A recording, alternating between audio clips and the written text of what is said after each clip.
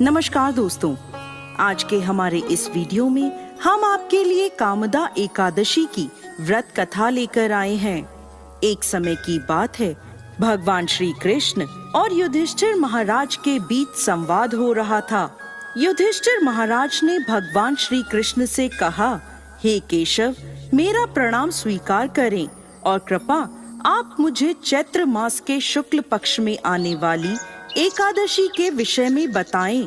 युधिष्ठिर महाराज की बात सुनकर भगवान श्री कृष्ण ने उत्तर दिया, प्रिय युधिष्ठिर महाराज, चैत्र मास के शुक्ल पक्ष में आने वाली इस एकादशी को कामदा एकादशी कहते हैं। इस व्रत का पालन करने से समस्त पाप नष्ट हो जाते हैं और व्रत का पालन करने वालों को पुत्र रत्न की प्राप्ति होती है। इस प्रकार भगवान श्री कृष्ण ने कामदा एकादशी की व्रत कथा कहना प्रारंभ किया।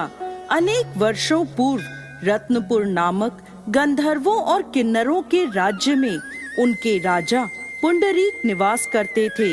गंधर्वों और किन्नरों के इस राज्य में सुख समृद्धि और प्रसन्नता का वास था। इस राज्य में एक श्रेष्ठ अप्सरा ललिता अपने पति गंधर्व ललित के साथ रहती थी। वह दोनों सदा एक दूसरे के प्रेम में लीन रहते थे।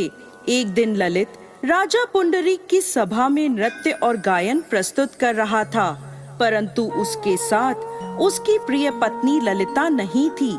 नाचते और गाते समय उसे ललिता की याद आ गई और उसके पैरों की गति धीमी हो गई।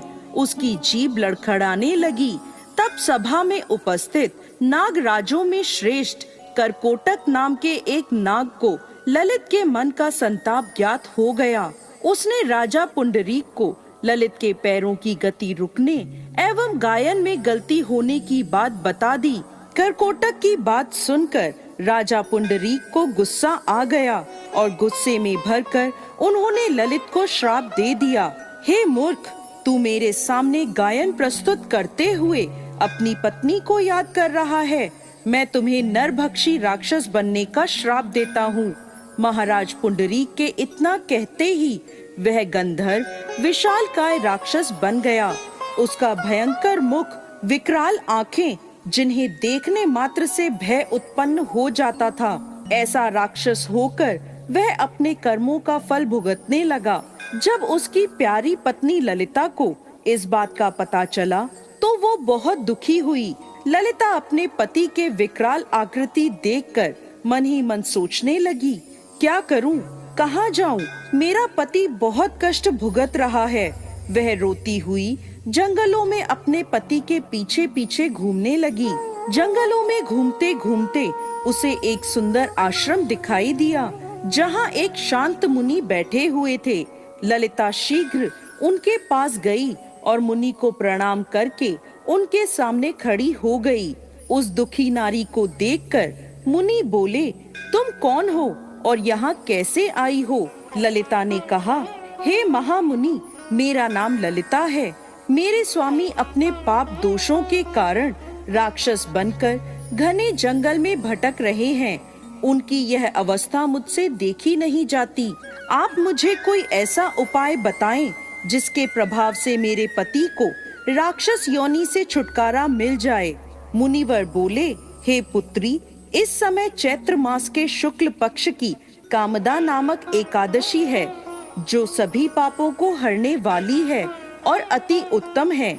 तुम कामदा एकादशी का विधि पूर्वक व्रत करो और व्रत का पुण्य अपने स्वामी को प्रदान करो। पुण्य देने पर क्षण भर में ही उसके सारे दोष दूर हो जाएंगे। मुनि के यह वचन सुनकर ललिता ने कामदा एकादशी का विधिवत व्रत और पूजन किया।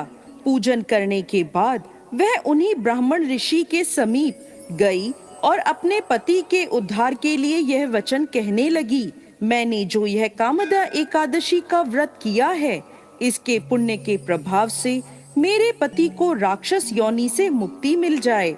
ललिता के इतना कहते ही क्षण भर में ललित का पाप दूर हो गया और उसने पुनः अपने दिव्य देह को धारण कर लिया।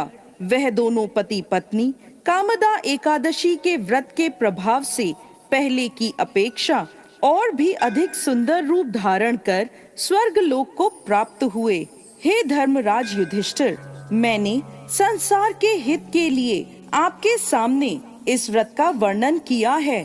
कामदा एकादशी ब्राह्मण हत्या आदि पापों से मुक्ति प्रदान करने वाली है।